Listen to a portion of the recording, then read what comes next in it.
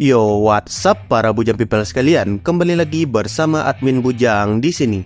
Nah, pada video kali ini admin mau membahas tentang Spider-Man, di mana di dalam film Spider-Man No Way Home, di sini Spider-Man meminta bantuan Dr. Strange untuk membuat semua orang melupakan dirinya. Namun berbeda dengan yang ada di dalam film, di dalam komik yang membuat Spider-Man dilupakan semua orang bukanlah Dr. Strange, melainkan karakter lain. Nah, bagaimana kisahnya? Langsung saja kita mulai.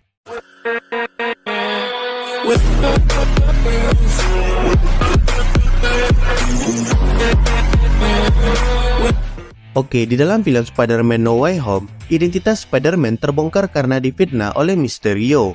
Namun di dalam komik, identitas Spider-Man alias Peter Parker ini tidaklah terbongkar oleh orang lain, melainkan oleh dirinya sendiri.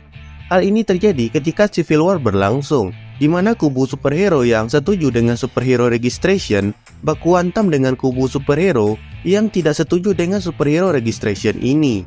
Ya, seperti yang kita tahu, tim Iron Man versus tim Captain America. Nah, karena Spider-Man ini masuk tim Iron Man, Spider-Man pun membuka topengnya ketika Iron Man sedang melakukan konferensi pers. Hal ini dilakukan untuk mengembalikan kepercayaan masyarakat kepada superhero lagi. Nah, singkat cerita, karena tim Iron Man menangkap dan mempenjarakan hero yang ada di kubu Captain America ke sebuah penjara di negative zone, dan juga adanya korban yang berjatuhan akibat konflik antar kubu ini, Spider-Man menilai Iron Man sudah kelewatan batas dan memutuskan untuk keluar dari tim Iron Man ini, lalu bergabung ke timnya Captain America. Lalu setelah selesainya event Civil War dengan kalahnya kubu Captain America, Spider-Man yang sudah terlanjur membuka identitas rahasianya di depan umum pun mendapatkan akibatnya, yaitu terancamnya orang-orang terdekatnya oleh musuh si Spider-Man ini. Dan BTW di sini Spider-Man atau Peter sudah menikah dengan MJ. Nah, suatu hari ada seorang penembak jitu yang mengincar Peter ini ketika sedang berada di rumahnya. Namun dengan insting laba-labanya, Peter berhasil menghindari tembakan tersebut serta melindungi MJ. Namun sialnya tembakan tersebut malah mengenai Baby May dan membuat Baby May ini pun sekarat. Peter dan MJ langsung membawa Baby May menuju ke rumah sakit.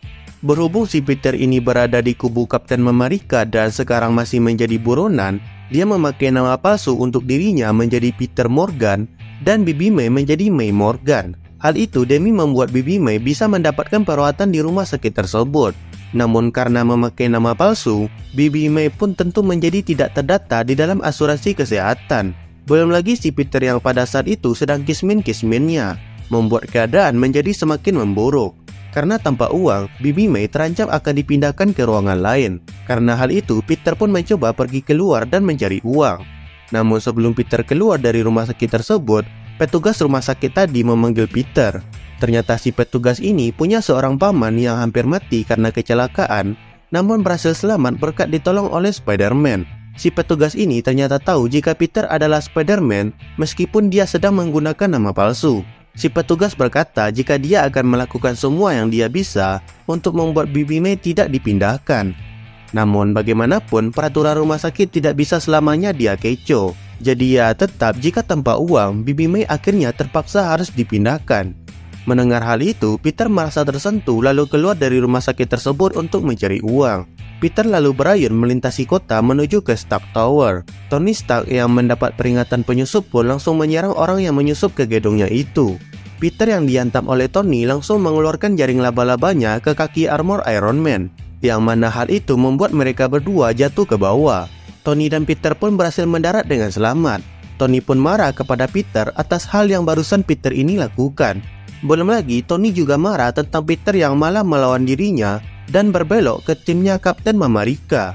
Tony pun mencoba menahan Peter pada saat itu, yang membuat perbaku hantaman pun tidak terelakkan di antara mereka berdua. Peter memukul kepala Tony yang tertutup helm hingga tangannya berdarah. Tentu Tony tidak menerima damage dari serangan Peter ini. Tony lalu menyerang Peter dengan Unibeam berkekuatan penuh. Peter yang merasakan matanya mulai terbakar seperti melihat matahari saat Iron Man ini mengaktifkan serangannya, tentu tidak tinggal diam. Peter mengeluarkan serangan jaring laba-labanya secara membabi buta hingga membuat Iron Man ini terjebak layaknya serangga yang terjebak di dalam sarang laba-laba. Peter mendekati Iron Man dan mencopot helm Iron Man ini dari kepala Tony. Di sini Peter mulai berbicara tentang keadaan dirinya yang mana dia mempercayai Tony sudah seperti ayahnya sendiri. Tapi hal itu malah membuat dirinya dan keluarganya berada di dalam bahaya. Peter memberitahu Tony jika Bibi May sekarang sedang sekarat di rumah sakit dan dia butuh banyak uang untuk biaya pengobatan Bibi May itu. Namun di sini Tony Stark malah menolak untuk membantu Peter membiayai pengobatan Bibi May. Hal itu dikarenakan pada saat ini si Peter adalah buronan hukum. Peter mencoba memohon agar si Tony ini melupakan fakta jika dirinya adalah seorang buronan dan mengatakan jika Bibi May tidak ada hubungannya dengan hal tersebut. Tapi tetap saja si Tony tidak bisa membantu Peter pada saat itu. Di saat mereka sedang berbicara, armor Iron Man kembali aktif dan Tony pun bisa terlepas dari perangkap jaring Peter ini lalu pergi dari tempat tersebut. Peter yang melihat Tony pergi cuma bisa pasrah sambil berteriak. Dan untuk melampiaskan kekesalannya, Peter pun memukul helm Iron Man yang tertinggal di sana lalu pergi dari tempat tersebut. Di sini ternyata helm yang dipukul oleh Peter langsung tembus dan hancur. Ternyata saat baku hantam dengan Iron Man tadi, Peter masih menahan dirinya agar tidak membuat si Tony Stark ini tewas. Beralih ke Tony yang kembali ke Stark Tower, yang mana di sini Tony mengubah pikirannya dan menyuruh Jarvis untuk membayar biaya pengobatan Bibi May. Peter yang kembali ke rumah sakit dengan tangan kosong pun terkejut melihat Jarvis yang datang dan menawarkan uang sebanyak lebih dari $2 juta untuk pengobatan Bibi May. Nah, dengan uang sebanyak itu, harusnya masalah pengobatan Bibi May pun selesai. Tapi ternyata tidak. Kondisi Bibi May semakin memburuk. Tentu untuk orang setua Bibi May yang sekarat karena tembakan senjata api, peluang hidupnya sangatlah kecil. Tapi Peter tetap tidak ingin menyerah. Peter pun kembali keluar untuk menemui orang yang dia anggap bisa membantunya menyembuhkan Bibi May, yaitu dukun Marvel favorit kita, Dr. Strange. Peter pun pergi ke Sanctum Sanctorum dan langsung disuruh masuk oleh Dr. Strange ini. Setelah Peter masuk dan memohon-mohon kepada Dr. Strange untuk menyembuhkan Bibi May, Dr. Strange di sini bukannya menolong Peter, namun malah menolak permohonan Peter. Dr. Strange mengatakan jika ada hal yang tidak bisa dicegah, bahkan oleh Sorcerer Supreme sekalipun. Mendengar hal itu, Peter tidak menyerah dan terus memohon kepada Dr. Strange. Peter berkata jika dia tidak akan membiarkan Bibi May ini mati. Namun Dr. Strange malah menjawab dengan berkata jika semua orang akan mati. Peter kemudian berkata lagi, jika Bibi May mati karena usia tua atau hal wajar lainnya, dia tidak masalah oleh hal itu. Tapi jika Bibi May mati karena kesalahannya, itulah yang sangat dia tidak inginkan. Mendengar Peter yang terus memohon kepada dirinya, Dr. Strange pun mengeluarkan suatu artefak yang bernama The Hand of the Dead, di mana artefak itu bisa membuat Peter menjelajahi ruang dan waktu, sehingga memungkinkan Peter untuk pergi ke berbagai tempat dan waktu untuk mencari pertolongan dari hero lainnya. Peter awalnya ingin menggunakan artefak tersebut untuk kembali ke masa lalu dan menghentikan tembakan peluru yang akan mengenai Bibi May. Namun Dr. Strange melarang hal tersebut, karena walaupun The Hand of the Dead ini memiliki kekuatan yang sangat luar biasa, namun tetap saja ada hal yang seharusnya tidak boleh dirubah oleh makhluk hidup. Mendengar hal itu, Peter pun jadinya menggunakan artefak itu untuk memecah dirinya menjadi banyak dan pergi ke berbagai tempat. Peter mendatangi Beast, Reed Richards, Wolverine, Black Panther, Dr. Octopus, bahkan Dr. Doom. Namun mereka semua tidak ada yang bisa membantu Peter. Peter pun balik lagi dengan tangan kosong ke Dr. Strange. Dr. Strange kembali menegaskan jika tidak ada lagi yang bisa Peter ini lakukan. Dr. Strange lalu pergi mengambil minuman untuk si Peter agar si Peter ini bisa lebih tenang sedikit. Namun saat Dr. Strange keluar dari ruangan tersebut, Peter malah kembali menggunakan artefak tadi. Namun kali ini Peter menggunakannya untuk kembali ke masa lalu di waktu sebelum Bibi May tertembak. Peter berhasil ke masa lalu dan berada tepat di hadapan penembak jitu yang akan melukai keluarganya. Peter pun mencoba menghantam kepala si penembak jitu tersebut, namun tinjunya malah menembus tubuh fisik si penembak. Sadar jika dia tidak bisa menyentuh si penembak, Peter mencoba cara lain dengan memperingatkan dirinya di masa lalu tentang musibah yang akan segera terjadi. Namun saat Peter sedang mencoba memperingati dirinya di masa lalu, tiba-tiba makhluk bernama Nightwalker datang menyerang Peter. Makhluk yang hidup di antara sudut ruang dan waktu ini tercipta untuk melindungi takdir agar tidak berubah. Makhluk ini bisa menyerang Peter, namun Peter tidak bisa menyerang mereka. Satu-satunya pilihan Peter adalah kabur dan mencoba sebisa mungkin memperingatkan dirinya di masa lalu. Tapi semua usaha Peter ternyata sia-sia. Dirinya di masa lalu tidak bisa melihat ataupun mendengar dirinya. Dan peluru dari si penembak jitu pun tetap melesat dan mengenai Bibi May. Peter yang kembali melihat Baby May tertembak tentu sangat sedih dan terguncang. Namun di saat itu juga dia diserang oleh Nightwalker dan dirinya pun hampir tewas di sini. Untung saja Dr. Strange datang menyelamatkan Peter tepat waktu dan membawa Peter kembali ke Sanctum Sanctorum. Peter yang sudah lelah dan patah semangat pun pergi dari tempat tersebut dan tertunduk lesu di bawah rintik-rintik hujan. Di tengah kegalauannya, Peter mendengar sesuatu, suara yang berasal dari seekor burung yang berkata hal yang mirip seperti perkataan Dr. Strange sebelumnya. Tentu Peter pun mengejar burung tersebut. Dan kemudian Peter bertemu dengan seorang anak perempuan yang berkata kalau dia bisa menyelesaikan masalah yang sedang Peter ini alami. Awalnya Peter menceramai anak perempuan tersebut karena berkeliaran sendirian di tempat seperti itu. Namun Peter malah diceramai balik dan anak perempuan tersebut pun lari dari Peter dan menghilang. Setelah menghilangnya anak perempuan tadi, tiba-tiba ada suara yang berkata jika dia bisa membantu Peter datang dari seorang pria kutu buku yang duduk sendirian di kursi taman. Peter bertanya kepada pria kutu buku ini tentang anak perempuan tadi. Si kutu buku pun menjawab jika tadi dia memang melihat ada anak perempuan di sana. Namun kemudian anak perempuan tersebut menghilang.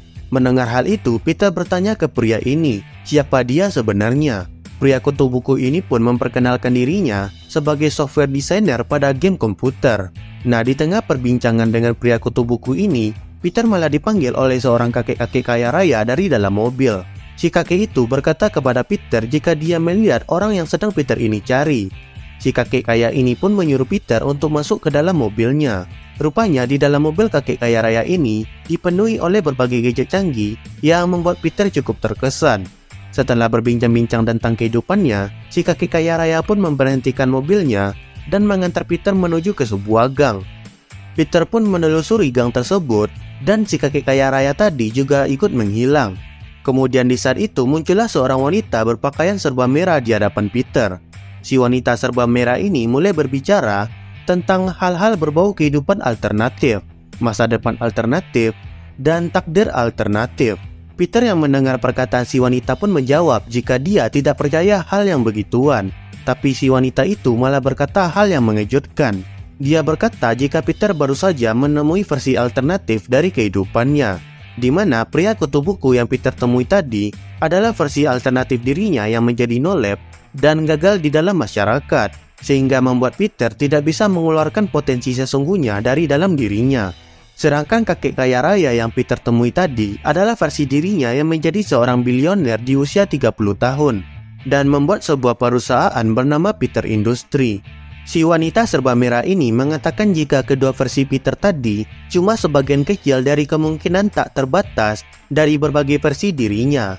Peter lalu membalas perkataan si wanita tadi dengan bertanya tentang si anak perempuan yang dia temui tadi. Apakah anak perempuan itu juga salah satu versi dirinya di dunia lain? Namun si wanita serba merah ini tidak menjawab pertanyaan Peter dan si wanita ini pun mulai berubah bentuk dan kembali ke wujud aslinya, yaitu Mephisto. Mephisto mengatakan kepada Peter jika dia bisa membuat Baby May kembali sehat seperti sedia kala. Peter pun berkata apakah untuk hal itu si Mephisto ini ingin mengambil jiwanya sebagai bayaran. Namun Mephisto di sini ternyata tidak ingin jiwa Peter sebagai bayarannya. Mephisto mengatakan jika tidak ada serunya jika dia hanya menyiksa jiwa orang-orang yang sudah menjual jiwanya kepada dirinya di dalam keabadian. Mephisto ingin sesuatu yang lebih dari sekadar jiwa. Dia ingin sesuatu yang lebih elegan, sesuatu yang lebih bernilai sebagai bayarannya. Mephisto pun mengarahkan Peter menuju ke tempat MJ. Dan di hadapan MJ dan Peter, Mephisto mulai menawarkan bantuannya untuk menyelamatkan Baby May. Dan sebagai bayarannya adalah cinta mereka berdua. Mephisto ingin pernikahan antara Peter dan MJ, yang mana jika mereka setuju, maka pernikahan antara Peter dan MJ tidak akan pernah terjadi, atau mereka tidak akan pernah saling jatuh cinta. Peter dan MJ yang mendengar hal itu pun diberi waktu oleh Mephisto untuk menentukan pilihan mereka. Mephisto berkata kepada mereka untuk menikmati hari-hari terakhir mereka, yang mana cuma tersisa tinggal 1 hari lagi. Ya, Mephisto memberikan waktu kepada Peter dan MJ untuk menentukan pilihan selama 1 hari. Dan di dalam 1 hari tersebut, Peter dan MJ pun mulai saling berdebat. MJ mulai mempertanyakan apakah Mephisto dapat dipercaya dan benar-benar melakukan apa yang dia janjikan. Peter yang sudah putus asa pun menjawab tidak tahu, tapi dia tetap ingin mengambil penawaran dari si Mephisto. Kemudian MJ pun mulai berkata kepada Peter jika Bibi May sudah menjalani hidupnya dengan baik, sebuah hidup yang berarti dan sebuah hidup yang lama. Mungkin memang sudah saatnya sekarang untuk Bibi May untuk pergi dari dunia ini. Peter yang mendengar hal itu pun mulai mengatakan hal yang sama seperti yang dia katakan kepada Dr. Strange, yaitu dia tidak terima jika Bibi May mati karena kesalahan yang dia perbuat. Dan ya, perdebatan mereka terus berlangsung dengan penuh emosional dan berakhir dengan mereka yang saling berpelukan. Kemudian setelah itu, Mephisto pun kembali muncul di hadapan mereka berdua. Peter di sini mulai bertanya kepada Mephisto seperti apa secara teknis penawaran dari Mephisto ini bekerja. Mephisto pun menjawab jika Peter seharusnya tidak perlu khawatir dengan detail kecil semacam itu. Mephisto menjelaskan cara kerja dari penawarannya adalah mereka berdua tidak akan menjadi suami istri lagi, karena mereka tidak akan pernah menikah. Pernikahan mereka akan terhapus dari kehidupan mereka. Proses itu akan berlangsung tanpa menimbulkan rasa sakit kepada Peter dan MJ ini. Dan dengan itu, Bibi May pun akan Mephisto ini selamatkan. Namun MJ seketika langsung berkata kepada Mephisto jika hal itu tidak menyelesaikan apapun, karena jikapun Bibi May berhasil diselamatkan, selanjutnya dia akan tetap menjadi incaran bahaya, karena sekarang semua musuh Spider-Man tahu identitas dari Spider-Man tersebut, dan hal itu akan membuat Bibi May kembali berada di dalam bahaya. Nah, MJ pun membuat Mephisto menambahkan penawarannya dengan juga membuat identitas rahasia Peter sebagai Spider-Man menjadi terlupakan. Orang-orang tidak akan lagi mengingat jika Peter Parker adalah Spider-Man. MJ pun setuju dengan hal tersebut. Dan saat Mephisto akan mengeluarkan kekuatannya, Mephisto dengan sengaja mengatakan jika anak perempuan yang Peter temui sebelumnya adalah anak dari Peter dan MJ yang sekarang tidak akan pernah ada lagi, karena mereka lebih memilih untuk menyelamatkan Bibi May. Peter yang mengetahui hal tersebut pun langsung emosi dan mau menghajar Mephisto, namun Peter ditahan oleh MJ. Di tengah kesedihan dan keputusasaannya, Peter dan MJ saling berpelukan dan berciuman untuk terakhir kalinya sebelum dunia terpengaruhi oleh kekuatan Mephisto. Dan boom, Peter terbangun di kasurnya sendirian, seperti tidak terjadi apa-apa. Dia tidak ingat akan pernikahannya dengan MJ. Dan di sini Bibi May kembali sehat seakan tidak pernah sekarat oleh tembakan peluru. Dan ya, lebih kurang begitulah bagaimana identitas rahasia Spider-Man bisa dilupakan oleh semua orang. Nah, menurut kalian mana yang lebih bagus? Versi MCU yang disebabkan oleh mantra Dr. Strange atau versi komik yang disebabkan oleh kontrak Peter dengan Mephisto? Tulis pendapat kalian di kolom komentar. Dan jangan lupa like video ini jika kalian suka dan subscribe channel ini biar admin Bujang semakin semangat untuk bikin konten menarik lainnya. Dan sampai bertemu lagi di video selanjutnya.